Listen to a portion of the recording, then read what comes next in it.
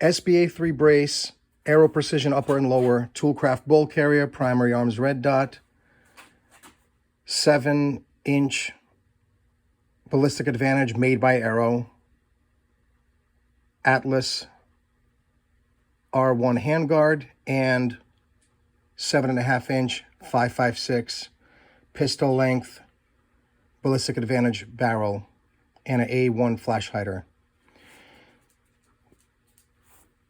Aero Precision does not, the Aero Precision branded barrel doesn't have the pinned gas block, so I opted for the ballistic advantage. And the reason why we didn't get the complete upper is because the ballistic advantage upper of this size doesn't come with that handguard. It comes with a cutaway S1 rail. The gas port is smaller than the competition, and this is a light recoiling gun. They did recommend a carbine buffer, but I used H2. I got something like a 2-inch group at 50 yards with some generic 193. The gun is 25 7/8 inch overall with the brace extended, 23¼ inches collapsed. The handguard is 7.5 inches overall, and it's 7¼ inches from the end of the upper receiver to its end. And it lines up with, it's about 1/3 of the way through that first groove in the flash hider.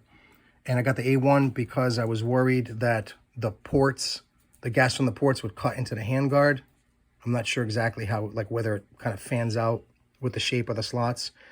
So I figured A2 would have a vent pointing at the part of the handguard that's farthest away from the bore, the Picatinny rail. So putting the A1 on it avoids the top of the handguard. I want to say the handguard design is really clever. It's got a 70-75 nut with like flats all around the groove. And then it's got these compound angle flats on these little wedge nuts, so the handguard cannot rotate independently of the barrel nut.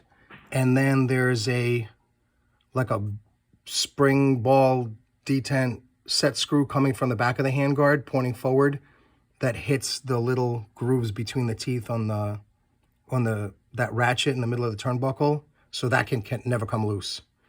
And you do have to time the nut with shims, which was pretty easy. And of course you got the cutie sockets all around.